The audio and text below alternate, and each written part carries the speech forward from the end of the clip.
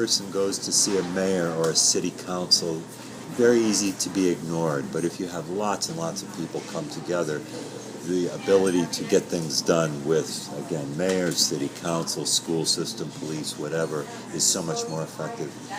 I did this work in the United States for 25 years, and then in 2004, 9.5 years ago, went to live in Germany, and since that, during that whole time, I've been working as a trainer and consultant related to community organizing. And now, Marian, we have 7 organizations in Germany doing this kind of citizen participation work.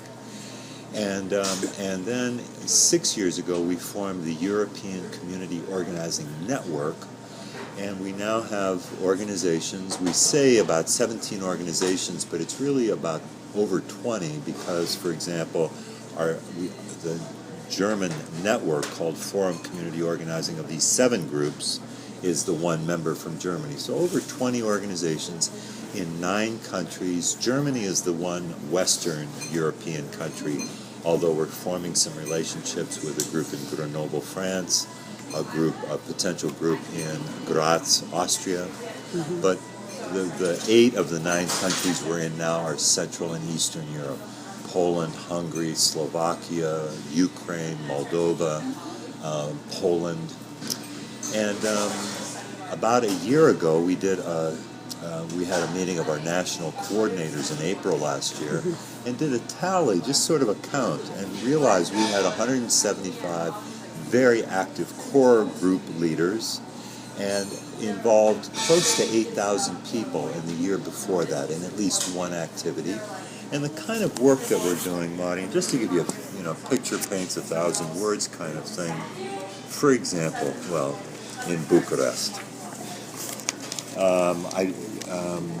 in 2 different neighborhoods. This was, for example, an alley that was unpaved, that was dirty, that was collecting garbage, and they worked with the city to get it paved, nice wall, things like that. Or a park that was in the middle of the high-rise apartment buildings in the Carlatis neighborhood, and working with the city, then got the city to invest in new playground equipment, new surfaces, grass, and on a typical Saturday or Sunday afternoon, you'll have 200-300 families gathered in this park. Beautiful things.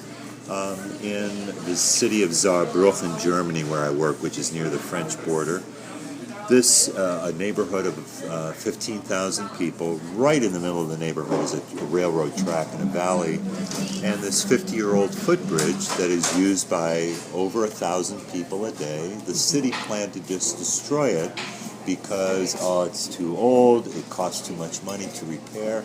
But the neighbors said, no. The residents said, no, this is something that we use to get to school, to get to church. They gathered close to 3,000 petition signatures. The Catholic parish, the Protestant church, and the Islamic mosque wrote support statements along with 25 local business owners, and then a 125-person public meeting with the leaders of the 4 political parties in the city council.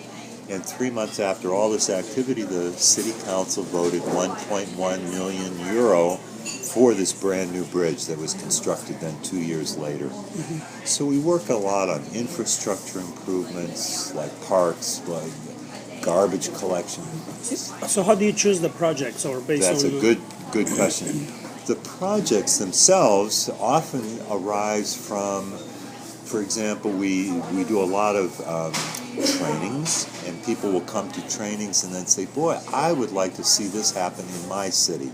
So then if someone says that to me, then I will go and visit that city, and they will bring together people from their community.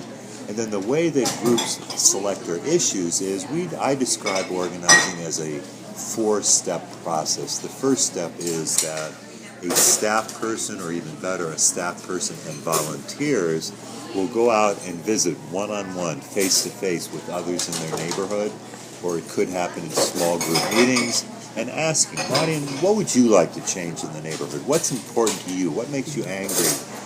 And then after a series of anywhere from 50 to 200 visits in a neighborhood, people invite those people to a meeting. They'll make a report saying, this is a laundry list of things we heard, but we can't begin with everything at once and be effective. So tonight we're going to vote for 2, 3, 4 priority issues.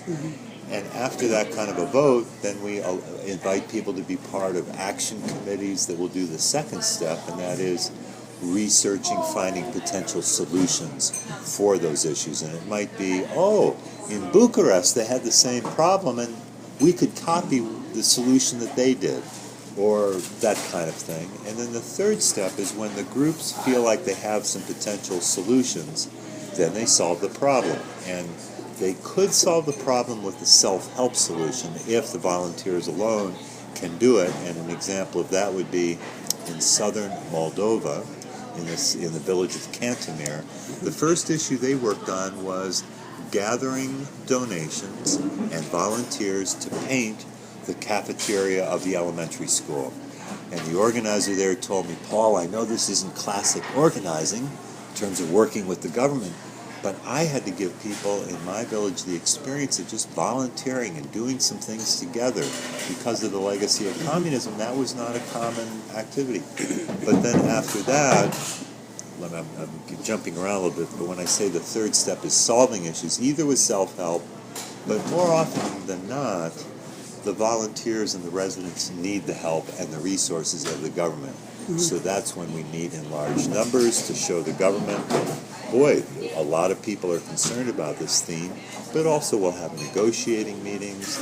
And so again, that's the part of working with the government organizations. And then the fourth step of the organizing process, Marian, and this is somewhat parallel to the first 3 steps, is our idea is, why do this around only one issue and then people go home when the issue is done? We're trying to build long-term, sustainable citizen organizations that can take on numerous issues over a long period of time. But that requires staffing, it requires fundraising, it requires building a database of people, and building organizational structures. So that's kind of the thrust of what we're doing. And Monty, the reason I'm in the United States now, I think I might have mentioned this to you on the phone, but I came, of course, for the holidays to be with my family.